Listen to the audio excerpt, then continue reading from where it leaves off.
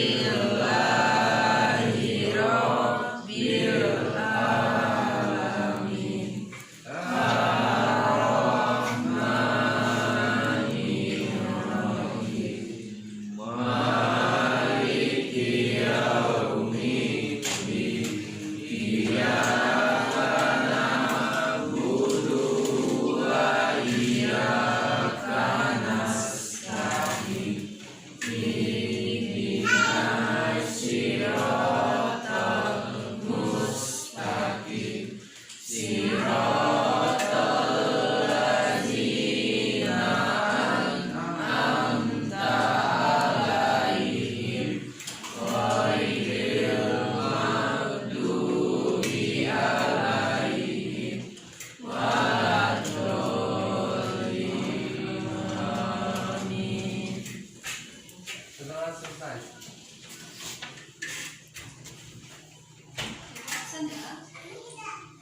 Siapa yang tidak hadir hari ini? Hari ini. Anak Aska? Anggrek. Siapa? Anggrek. Siapa Andri? Bapak sakit. Oke. Hari ini kita akan membahas lanjutan dari materi minggu kemarin. Minggu kemarin kita sudah membahas materi apa? Etos kerja. Apa? Arti etos kerja? Apa? Masih ingat? Tidak. Masya Allah. Etos kerja, semangat. Semangat Kerja, semangat jual. Semangat jual itu adalah etos kerja. Dan hari ini kita akan membahas tentang taat pada aturan. Apa yang kalian pikirkan ketika melihat gambar ini? Hah? Langgar aturan. Melanggar aturan. Ya, apakah itu? Hukum. Dihukum. Ketika melanggar aturan maka dihukum. Hukum. Kalau melihat gambar ini, Islam. apa ini? Gambar apa? Siksa. Gambar neraka. Kenapa masuk neraka? Langgar aturan. Melanggar aturan siapa? Aturan Allah. Jadi dalam kehidupan kita, Allah itu sudah menurunkan aturan. Dalam kehidupan kita juga ada aturan. Kalian hidup di rumah, tinggal di rumah, ada aturan tidak? Ada. Apa aturannya? Aturan kalian di rumah. Dia tidak tertulis loh aturan di rumah itu. Beres. Ada pembagian kerja. Nah, pembagian kerja itu aturan loh. Pagi-pagi yang cewek bangun tidur otomatis cuci piring, itu secara tidak langsung sudah melakukan aturan tugas. Terus apa lagi? Tidak boleh keluar malam. Tidak boleh pulang lebih dari jam 9 malam. Tidak boleh pulang setelah maghrib. Harus pulang sebelum maghrib. Itu adalah peraturan dan itu harus ditaati. Kalau tidak ditaati bagaimana? Marah kan? Stop jajan bila perlu. Ambil.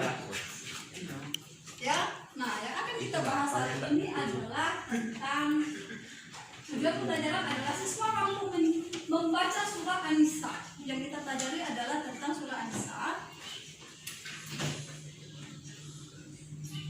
Coba baca. Tuh, bisa nggak bacanya? Bisa kan? A'udzu billahi minasy syaithanir rajim. Bismillahirrahmanirrahim. Ya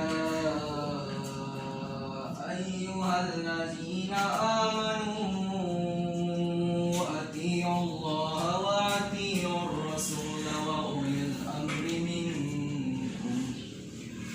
Wa in tanaza'tum fi syai'in farudduhu ila Allahi war rasuli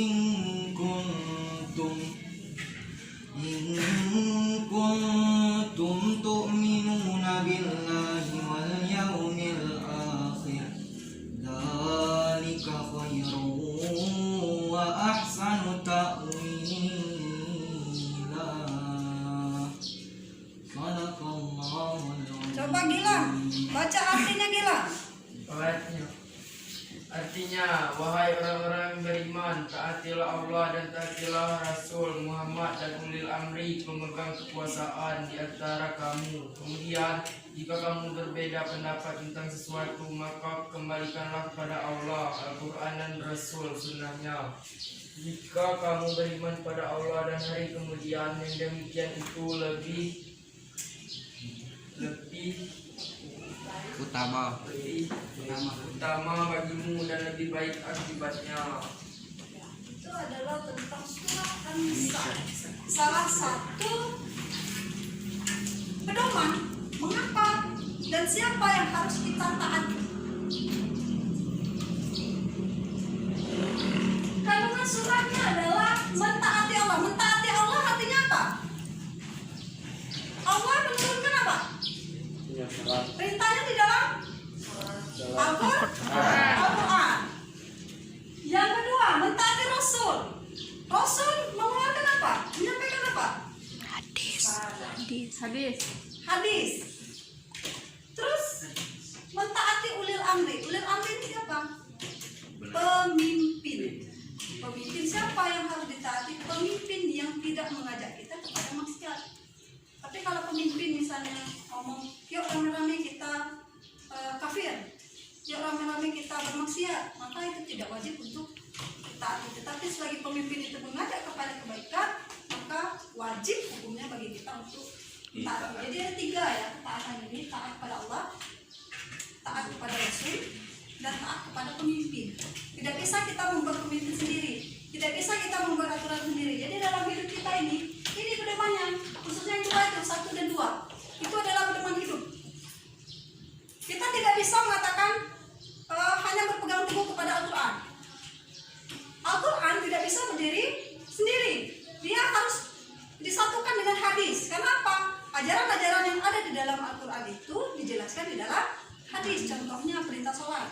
Perintah sholat itu di dalam Al-Quran tidak ada. Bagaimana gerakan sholat, bagaimana waktu-waktu sholat, tidak ada. Tapi yang menjelaskannya adalah hadis. Tentang puasa, tentang zakat, itu yang menjelaskannya adalah hadis. Tetapi di dalam Al-Quran hanya menjelaskan tentang perintahnya saja. Dirikan sholat, tunaikan zakat, bagaimana sholat, bagaimana zakat, itu dijelaskan di dalam hadis Rasulullah. Ya, jadi 3 hal itu harus dipatuhi, harus ditaati. Dan tadinya kan tidak terdapat gambar yang horor tadi. Ngeri kan kalau sampai kita masuk ke dalam neraka karena tidak mentaati aturan. Jadi mulai sekarang, ayo taati dong aturannya. Aturan apa? Al-Quran, hadis, dan ulil amri. Pemimpin-pemimpin kita, pemimpin ini banyak ya. Pemimpin tingkat desa itu sudah pemimpin. Pemimpin di rumah itu juga pemimpin yang mengajak kita kepada kebaikan. Oke, untuk materinya cukup. Kita akan membahas tugas. Oke.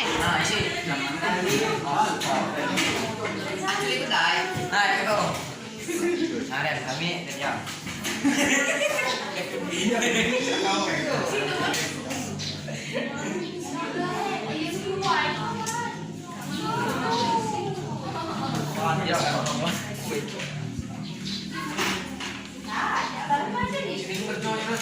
Jelas itu ya perintahnya. Silakan dikerjakan, nanti kita diskusi.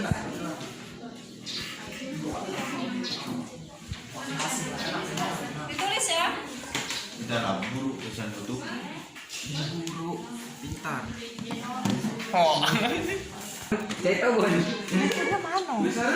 Ini sejauh mana kamu mengetahui? Mana tambahan ya kamu? Penasa jauh ini. Tidak bisa tergambar. Ada pena. Bisa nulis baik.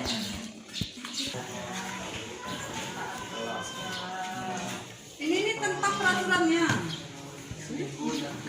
Sejauh mana? Sejauh ini kita sejauh mungkin. Maksudnya di sini dijabarkan peraturannya apa saja. Misalnya Kita harus apa? misalnya masuk buku 730. Apa relevansi antara aturan yang main posisi di lapangan? Di lapangannya nyata nggak kayak gitu apa enggak? aturan jam 7.30, nggak tahunya masuknya jam 9. Ya kita 7.50.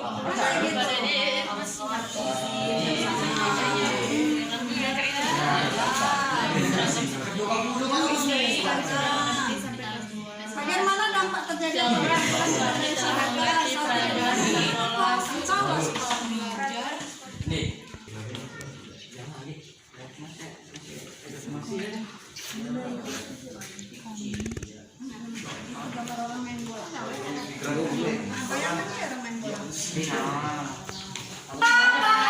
Pal, dulu Pal.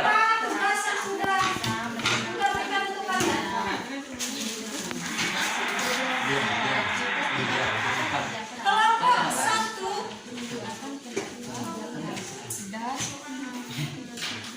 silakan untuk menjawab bagian menyampaikan hasil diskusinya ya. Nomor 1 aja.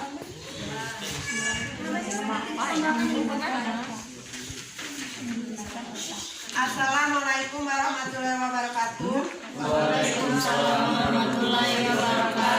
Kami dari kelompok 1 akan mempresentasikan hasil dari kelompok kami yang akan dibacakan oleh Alja. Tata tertib buku halaman 66 1. Sejauh mana kamu mengetahui tata tertib di sekolah? Kita harus tepat waktu saat masuk sekolah, tidak boleh telat, menggunakan seragam sekolah sesuai aturan, mengikuti pelajaran dengan taat dan baik. 2. Apa relevansnya antara aturan yang dibuat dengan kondisi di lapangan? Aturan yang dibuat tersebut harus dipatuhi berdasarkan pada kenyataan yang terjadi di lapangan agar dapat suasana tertib dan nyaman. 3. Bagaimana dampak yang terjadi apabila aturan itu tidak dilaksanakan? Mendapat imbal balik yang negatif bagi diri sendiri dan orang lain, bahkan kita jika melanggar mendapat sanksi. 4. Bagaimana dampak yang terjadi apabila aturan itu ditaati? Kita dapat lebih paham jika menaati peraturan yang lebih baik. Sekian, terima kasih. Wassalamualaikum warahmatullahi Silakan kelompok wabarakatuh. 2 menambahkan yang apa relevansi antara aturan yang dibuat dengan kondisi di lapangan. Relevansi ini adalah kenyataannya, realnya. Ya, Rinta.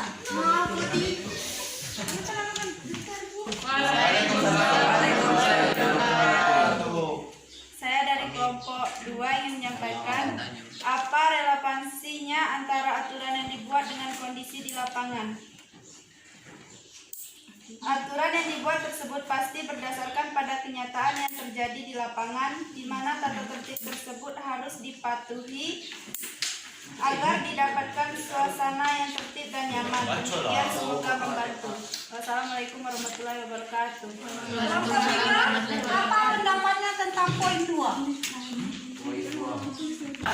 Apa relevansinya antara aturan yang dibuat dengan kondisi di lapangan?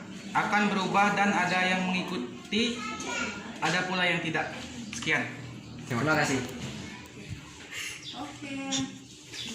Untuk yang kedua, mulai dari kelompok 3. Apa yang kamu pahami dari gambar di samping? Gambar orang main bola. Sangat baik. Punca itangnya cek gambar orang main bola. Oh, ini bahasa ini. Tentang peraturan bermain sepak bola dan fasilitas yang memadai. Tentang peraturan bermain sepak bola dan fasilitas yang memadai. Kelompok 1, Ada VIP kan, oke.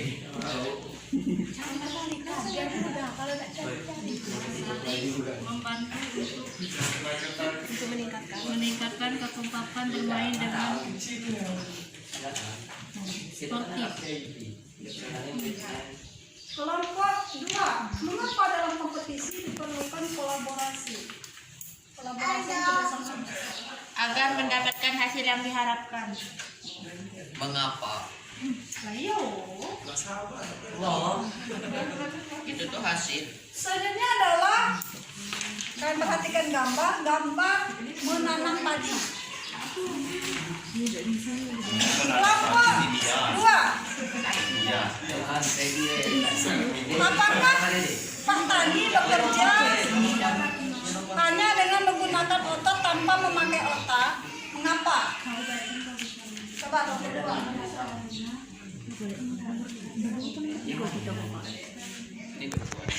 Tidak, karena menanam padi juga mempunyai aturannya. Bekerja tanpa pakai otak, gimana bisa Pak Tani tanpa berpikir melakukan bagaimana cara menanam yang benar, bagaimana cara mencangkul, bagaimana cara mengatur perairannya. Nah, di samping itu makanya kerja keras dan kerja cerdas itu saling berhubungan. Apa beda? Apa hubungannya kerja keras dengan kerja cerdas ini? Hubungannya adalah jika tidak ada kerja keras, tak akan bisa berbentuk suatu kerja keras. Kerja cerdas. Bukan aku ayo. Oke, itu tadi pembahasan. Jadi sudah cukup menilai bagaimana kalian melihat sebuah aturan. Jadi ketika ini dicontohkan adalah main bola dan menanam padi. Di sini apa yang bisa ditarik kesimpulan? Bahwa segala sesuatu itu ada aturannya. Main bola kalau tidak mentaati peraturan, maka permainan akan kacau. Di tim sepak bola itu kan ada kapten. Kapten itu anggap saja ulil amrinya dalam sepak bola, jadi harus ditaati. Yang kedua, ketika kita menanam padi maka harus ada aturannya. Tidak boleh kita sembarangan asal tanam saja, kita langsung tabur benih, setelah itu kita tinggalkan menunggu panen, maka tidak akan pernah panen tanaman kita. Jadi ada aturan-aturannya. Jadi luas sekali makna dari aturan, tapi 3 hal tadi itu yang harus kita pedoman. Yang pertama mentaati Allah, yang kedua mentaati Rasul, yang ketiga mentaati ulil amri. Demikian materi kita hari ini. Insya Allah minggu depan kita berjumpa lagi dengan materi selanjutnya. Nah, tugas kalian di rumah adalah kalian amati, cermati aturan-aturan apa saja yang ada di dalam lingkungan kalian. Adakah aturan-aturan itu yang sesuai dengan syariat Islam atau tidak ada? Misalnya di desa itu kan ada badan ya, badan desa itu kan. Nah, kalian lihat di situ apa sih aturannya? Untuk bujang gadis desa itu ada aturannya. Kalau untuk pernikahan ada aturannya. Itu untuk tugas kalian minggu depan dan akan kita diskusikan. Oke, Pak Heri, materi hari ini. Wassalamualaikum warahmatullahi wabarakatuh. Waalaikumsalam.